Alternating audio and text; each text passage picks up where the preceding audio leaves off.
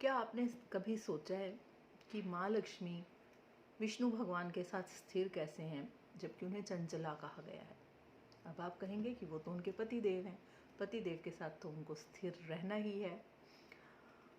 But उन्होंने पति देव के लिए एज अ पति क्यों विष्णु भगवान का ही वरण किया, और पति देव के साथ विष्णु भगवान के साथ वो हमेशा स्थिर हैं? कहा गया कि लक्ष्मी चंचला है, लक्ष्मी किसी के पास बहुत समय नहीं रुकती, और हम अगर अपने आसपास देखें तो यह सत्य भी लगता है, क्योंकि बहुत से लोग ऐसे हैं जिनकी कई 2 3 4 पीढ़ियों तक बहुत पैसा था, और फिर एकदम पता नहीं माँ लक्ष्मी को क्या हुआ कि उनके घर से उठी और चल पड़ी और उनको दरिद्र कर गई।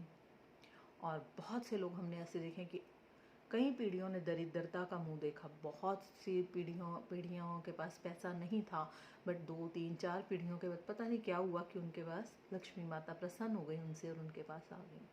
तो माँ लक्ष्मी ऐसी ही हैं। बट सोचने वाली बात है कि वो विष्णु भगवान के साथ क्यों स्थिर हैं। तो आइए मैं आपको बताती हूँ आज कि विष्णु भगवान के साथ लक्ष्मी माता क्यों स्थिर है, और क्या आप भी माँ लक्ष्मी को स्थिर कर सकते हैं। विष्णु भगवान के साथ माँ लक्ष्मी इसलिए स्थिर हैं क्योंकि विष्णु भगवान इस सृष्टि के, इस पूरे जगत के पालनहार हैं। वो सबका पालन करते हैं, पोषण करते हैं।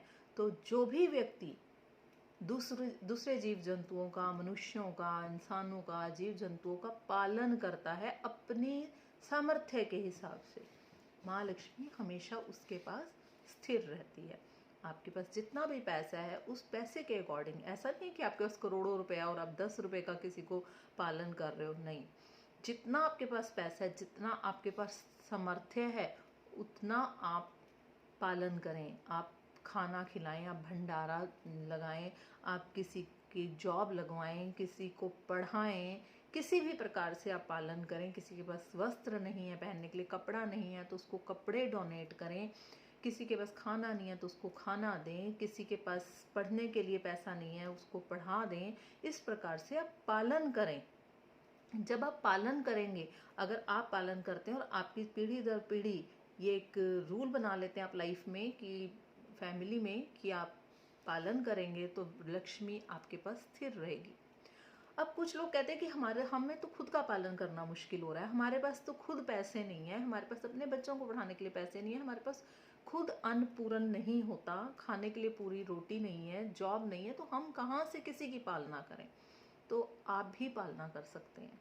अगर आपके पास कुछ भी नहीं है, बेयर मिनिमम आपके रिसोर्सेज में से भी आप पालन कर सकते हैं। आपके पास कुछ नहीं है तो आप चींटियों को खाना दें।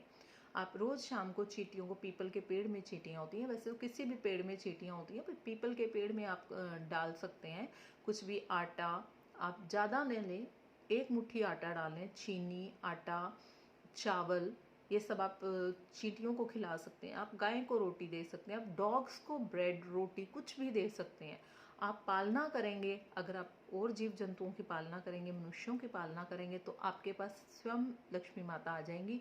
और जिनके पास पैसा है, जिनके पास लक्ष्मी माता ऑलरेडी है, उनके पास तो लक्ष्मी माता स्थिर हो जाएंगी। और अगर जो लोग जिनके पास बिल्कुल भी पैसा नहीं है, लक्ष्मी माता को खुश करने के लिए श्री सूक्त का पाठ करें। लेकिन श्री सूक्त का पाठ सेकंड नंबर पे आता है मेरे अकॉर्डिंग, मेरे पॉइंट ऑफ व्यू में पालना करना फर्स्ट पॉइंट पे आता है, और इसीलिए माँ लक्ष्मी विष्णु भगवान के साथ स्थिर है। Thank you.